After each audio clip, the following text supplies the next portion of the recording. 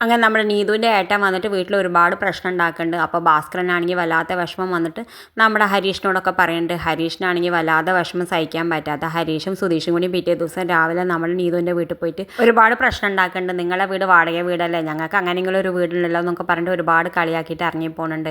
അത് സഹിക്കാൻ പറ്റാന്ന് വെച്ചിട്ട് നമ്മുടെ നീതുവിൻ്റെ അമ്മയും അച്ഛനും പിന്നെയും നമ്മുടെ കിളിക്കൂട് വീട്ടിലേക്ക് എത്തുന്നുണ്ട്. എന്നിട്ട് ഒരുപാട് പ്രശ്നം വീണ്ടും ഉണ്ടാക്കുന്നുണ്ട്. ഇതാണെങ്കിൽ നിധിക്ക് എന്താ ചെയ്യാൻ പറ്റാതെന്ന് അറിയാതെ നിധി എന്ത് ചെയ്യുന്നത്, വേഗം സുധീഷിനെ ഉള്ളിലേക്ക് വിളിച്ച് കൊണ്ടുപോയിട്ട് സുധീഷിനോട് പറയേണ്ട ആ താലി തരാൻ പറയേണ്ടത്. എന്നിട്ട് ആ താലി ഇട്ടിട്ട് പുറത്ത് വന്നിട്ട് സുധീഷിൻ്റെ ഭാര്യയായിട്ട് നിന്ന് സംസാരിക്കുന്നുണ്ട്. നിങ്ങൾ വിചാരിക്കുന്ന പോലെ ഒരു കഷ്ടപ്പാട് ഈ വീട്ടിലില്ല. നിങ്ങളുടെ മകൾക്ക് നിങ്ങൾ പറഞ്ഞയക്കണമെങ്കിൽ പറഞ്ഞയക്കുക, അല്ലാതെ ഈ വീടിനെ പറ്റി കുറ്റം പറയേണ്ട ഒരു ആവശ്യമില്ല. ഇവിടെ ഞാൻ സുധീഷിൻ്റെ ഭാര്യയായിട്ട് കയറി വന്നിട്ട് എനിക്ക് ഒരു പ്രശ്നം ഉണ്ടായിട്ടില്ല. ഞാൻ എന്നും ഇതേപോലെ വലിയ കഴിവുള്ള വീട്ടിലത്തെ കുട്ടിയാണ്. പക്ഷേ ഞാൻ ഇവിടേക്ക് കയറി വന്നിട്ട് എന്നെ പൊന്നെ പോലെയാണ് ഇവർ നോക്കണത്. എനിക്കൊരു ബുദ്ധിമുട്ടും ഇല്ല എന്നൊക്കെ പറയുന്നത്. ഇതൊക്കെ കേൾക്കുമ്പോൾ നമ്മുടെ നീതുവിൻ്റെ അമ്മയും അച്ഛനും ഒന്നും പറയാതെ ഇറങ്ങി പോകുന്നുണ്ട്.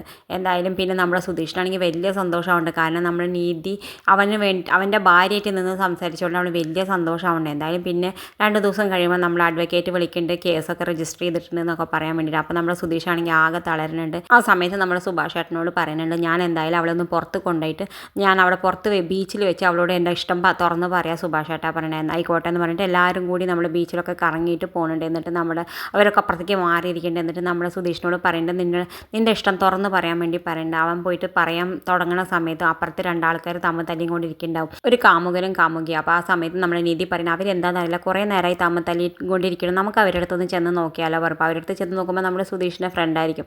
സുധീഷിൻ്റെ പറയും, ഞാൻ അവളോട് ഇഷ്ടമാണ്, 3 കൊല്ലമായിട്ട് ഞാൻ അവളെ പിരിയിൽ നടക്കുന്നുണ്ട്, ഞാൻ ഇപ്പോൾ അവളോട് ഇഷ്ടം തുറന്ന് പറയുമ്പോൾ അവൾ എന്നോട് പറയുകയാണ് ഞാനൊരു ഫ്രണ്ടാണെന്ന് മാത്രം, ഞാൻ ഇപ്പോൾ എന്താ വേണ്ടതെന്ന് എനിക്കറിയില്ല. സുധീഷിന് അതേ അവസ്ഥയായിരിക്കും. ആ സമയത്ത് നിധി പറയും, അവൾക്ക് ഇഷ്ടമില്ലെങ്കിൽ വിട്ടൂടെ, അവൾ ഫ്രണ്ടായിട്ടാണ് കണ്ടിട്ടുണ്ടെങ്കിൽ പിന്നെ നിങ്ങൾ എന്തിനാ നിർബന്ധിക്കണേ, നിങ്ങൾ നിർബന്ധിച്ചിട്ട് ഒരു കാര്യമില്ല എന്നൊക്കെ പറഞ്ഞാൽ. ആ സമയത്ത് നമ്മൾ സുധീഷ് വിചാരിക്കും, ഞാനിപ്പോൾ അവളോട് ഇഷ്ടം തുറന്ന് പറഞ്ഞാൽ അവൾ ഇങ്ങനെ തന്നെ ആയിരിക്കും, അതുകൊണ്ട് ഞാൻ ഇപ്പോൾ ഒന്നും പറയാതിരിക്കാൻ നല്ലത് വിചാരിച്ചിട്ട് മനസ്സിൽ തന്നെ വെക്കും, അവനൊന്നും പറയാതിരിക്കും. ഇത് കാണിച്ചുകൊണ്ടാണ് ഈ ആഴ്ചത്തെ പ്രൊമോ അവസാനിക്കുന്നത്. ഇതുപോലെ പ്രൊമോ വിശേഷങ്ങൾ നിങ്ങളുടെ മുന്നിൽ എളുപ്പത്തിൽ എത്താൻ ഈ ചാനൽ ഒന്ന് സബ്സ്ക്രൈബ് ചെയ്യാൻ മറക്കരുതേ.